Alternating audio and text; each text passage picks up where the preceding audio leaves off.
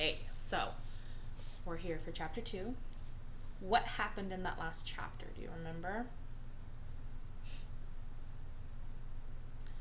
We had Steve get a pet python, which is cool. We had a new baby sibling, and Lynn and Bob, Steve's parents, decided that they were going to build a sanctuary for the animals and a house. So they're going to make that dream come true. They said that they really want to just make sure that they can full-time take care of animals. So that's super cool. All right. Chapter 2, Growing Up in a Zoo. Birwa, Queensland seemed like the perfect place to build a reptile park. Birwa was in one of Australia's most beautiful areas, the Sunshine Coast. Tourists flocked to the area, especially in the summer. The Pacific Ocean was a 20-minute drive away. The Glasshouse Mountains were 15 minutes to the south. People from all over the world came to hike there.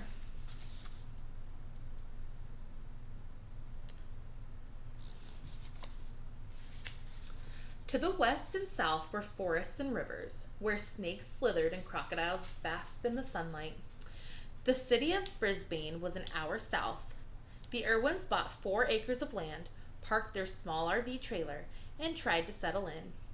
Living in a trailer was cramped, to say the least. 2 adults, 3 kids, snakes and baby animals, and everything the family owned. Bob went to work building a shed and some reptile enclosures. Soon the Irwins' new life began to seem normal.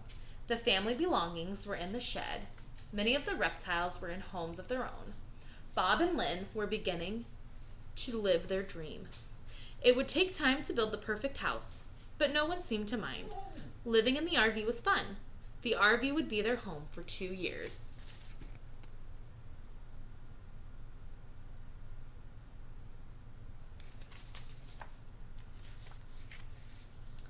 Every morning, Steve would dress in his school uniform for Landsborough State School. The school was not far from his new home, but Steve was often late. Lynn was always ready. Joy and Mandy were ready too. Steve was ready, but nobody could ever find him. While Lynn and the girls waited in the car, Bob searched the woods and called Steve's name. Where was Steve?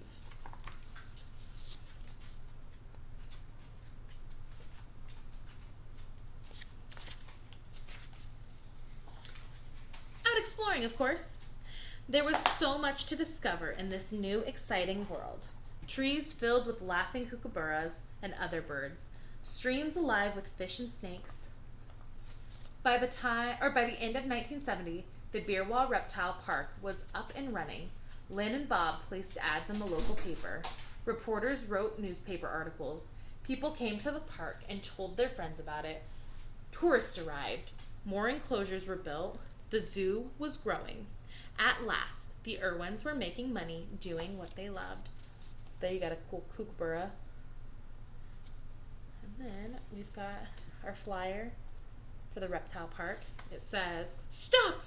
You can't go past without calling in to see one of Australia's largest collections of the native reptiles at Birwa Reptile Park.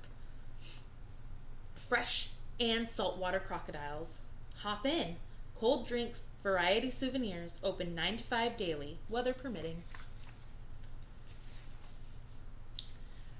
So we're going to learn about the bush. Australians refer to areas away from town and cities as the bush. People go to the bush to get away from crowds and noise. They camp in the woods beneath mango trees. They listen to birds and see fish in clear water. But cities are growing larger. Pollution and the land clearing are pushing the bush further and further away. Bob was spending more and more time in the bush, studying wildlife. Kangaroos hopped through the forest. Koalas looked down from eucalyptus trees. At the riverbank, he watched the freshwater crocodiles move slowly through the water. When Steve wasn't at school, he went with his father. Sometimes he noticed that a croc seemed sick.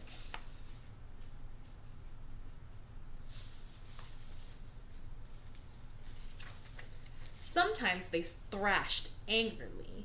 Steve heard bulldozers in the distance. Bob explained that the noise upset the crocs. Nearby land was being cleared for new buildings. The water was becoming polluted, and the crocodile's home was changing. That was why they were getting sick.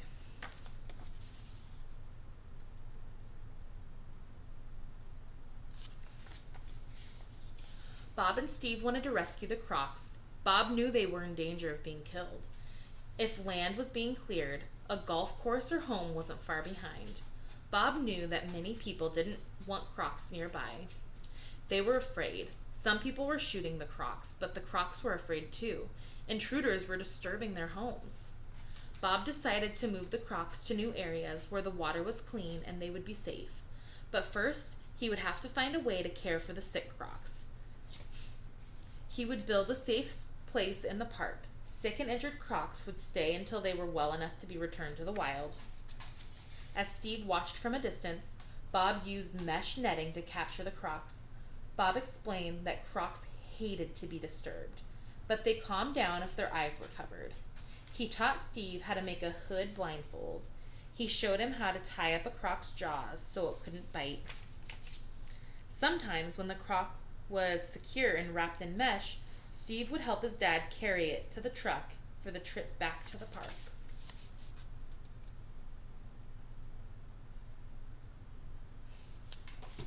Would you want to help carry a croc? Probably pretty heavy. Steve and Bob built larger enclosures for the crocs. They filled their ponds with clean, healthy water after the crocs were all well again. Bob and Steve returned many to the wild, but some remained in the park. Bob loved telling people about the wildlife in his park. Before long, the word was out. Bob Irwin was well known as an expert on snakes. Now he was talking about crocs too.